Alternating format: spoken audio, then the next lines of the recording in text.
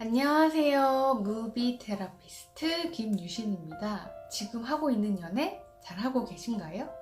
연애를 잘하려면 수많은 조건이 있는데 가장 선행되는 조건이 뭔지 한번 이야기를 하려고 이 영상을 만들려고 해요. 그 선행 조건 첫 번째가 무엇인지 지금부터 시작합니다. 연애 잘하는 분들의 특징이 과연 뭘까요? 예쁜 외모? 멋있는 얼굴? 몸매? 직업?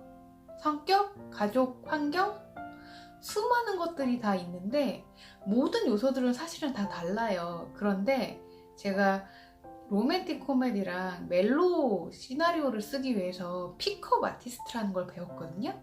남자를 꼬시거나 여자를 꼬시는 방법으로도 좀 알려져 있긴 한데 그것에 대해서 배웠을 때 제가 첫 번째 느꼈던 거는 여자와 남자는 서로에 대해서 정말 모른다예요. 왜냐면 여자와 남자는 기본적으로 육체가 다르잖아요. 여성은 여성 호르몬이 나오고 남자는 남성 호르몬이 나오면서 어떤 외형의 모습까지 완벽하게 다른 만큼 생각하는 패턴이 다르다라는 건데, 코미디 프로들을 보면 이국주 그 코미디언이 하셨던 뭐 오지 라퍼라던가 국주의 사생활 뭐 이런 것들을 보면 남녀가 생각하는 다른 연애관에 대해서 되게 많이 다루고 있어요. 왜 다를까? 왜냐하면 남자와 여자는 기본적으로 생각하는 패턴이 굉장히 다르기 때문이에요. 그래서 저는 픽업 아티스트를 배우면서 가장 좋았던 거는 남자를 많이 이해하게 됐어요. 왜 그 행동을 하는지에서 정말 아는 계기가 됐거든요. 예전에 금성에서 온 여자, 화성에서 온 남자라는 책이 있었어요. 금성, 화성. 완전 다른 두 세계에 있는 사람들이 짜잔 만나서 사랑을 하면 얼마나 다르겠어요. 마치 동양권에 있는 사람과 서양권에 있는 완벽하게 다른 문화를 가진 두 사람이 만났을 때 다름을 경험하는 거랑 사실 일맥상통하다고 생각을 하는데, 연애를 하기 전에 연애를 공부하는 분이 과연 몇이나 있을지, 일단은 왜 그 남녀에 대해서 서로 공부하는 게 필요한가, 그 이유를 한번 예를 들어서 알려드려 볼게요. 여자분들이 가장 좀 남자분한테 바라는 게, 내가 말을 하지 않아도 좀 알아채서 해주면 안 돼?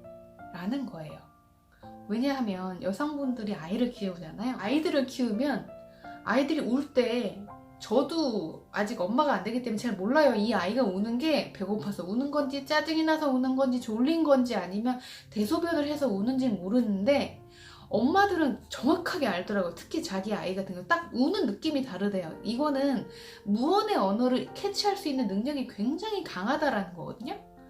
그러기 때문에 여성들은 아이를 잘 키우는데 어머님들이 바쁠 때 아이들을 아버님들한테 맡기잖아요. 그러면 어떻게 해야 될지 몰라요. 아이들이 뭘 원하는지 말을 안 하니까 정말 당황스러워 하는데, 기본적으로 남자분들은 표현하지 않은 어떤 몸의 어떤 언어를 캐치하는 것들이 여성분보다는 약간 떨어지세요. 그래서 아이들 보는 거 굉장히 힘들어 하거든요. 당연히 아이들도 많이 보다 보면 사실은 익숙해지죠. 근데 여성분보다는 약간 떨어지거든요. 왜냐면 여성분들은 뱃속에 있었을 때부터 아이와 무의식으로 계속 교신? 뭐 그런 걸 하고 있었기 때문에. 그래서 여성분들은 굳이 말을 하지 않아도 남성분들이 나에 대해서, 남성분들이 나를 사랑한다면 당연히 알아채지 않을까? 알아채기 때문에 이렇게 내가 원하고 있는데 왜 안 해주는 거지? 라는 식으로 불만이 생기고요. 남성분 이런 상황에서 화를 내게 되면, 아니 원하는 게 있으면 얘기를 하라고, 얘기를 안 하면 내가 어떻게 알아, 이런 식으로 얘기를 하시는데 사실 맞아요. 남자분들은 얘기를 하지 않으면 모르거든요. 그리고 두 번째 또 다른 예로 남성과 여성분의 차이를 또 얘기를 드리자면, 원시시대부터 남자는 가족을 살리기 위해서 외부에 나가서 동물들을 잡아오는 일을 했었어요. 근데 이럴 때 생존이에요. 사실은 내가 동물을 사냥하려고 하다가 내가 동물한테 해를 입힐 수도 있기 때문에 늘 경쟁 사회에 놓여 있거든요. 군대를 가지 않지만 남자는 군대를 가기 때문에 서열 문화에 되게 익숙해 있어요. 그래서 남성분들이 이제 연애를 하다가 결혼을 하게 되면 가장으로서의 무게를 굉장히 많이 느끼고 책임감을 굉장히 느껴요. 그것도 케이스 바이 케이스예요 라고 얘기를 하시는 분이 있는데, 맞아요. 케이스 바이 케이스인 것 같아요. 저도 그렇게 느끼는데, 평균치를 따지면 남자분들은 그 책임감에 대한 프레셔가 여성분보다 몇 배로 높다고 해요.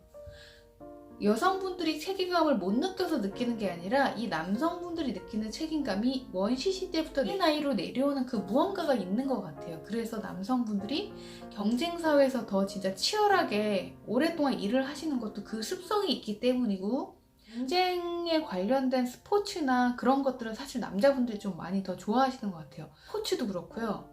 뭐 도박도 그런가요? 뭐 그럴 수도 있고, 어떤 내기 문화 이런 것들 보면 여성보다 남성분들이 좀 더 열광하는 측면들이 있거든요.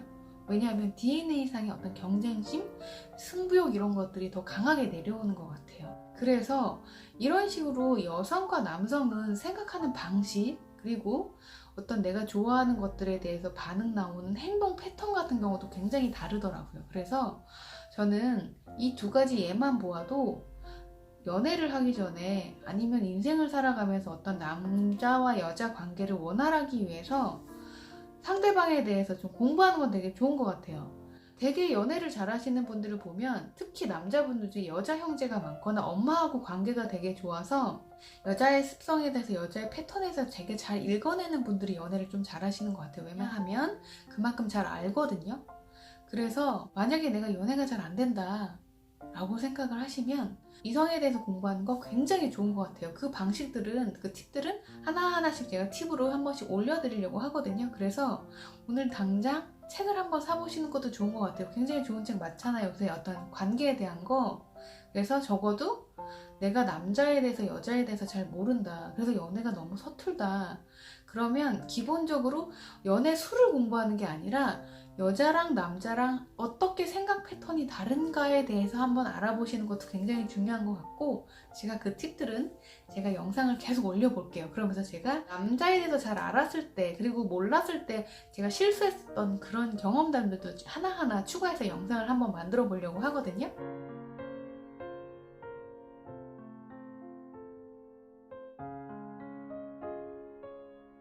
오늘 영상이 좋으셨다면 좋아요와 구독 눌러주시고요. 저는 다음 시간부터 그 어떻게 차이가 다른지에 대해서 하나하나씩 설명드리는 영상으로 찾아오겠습니다.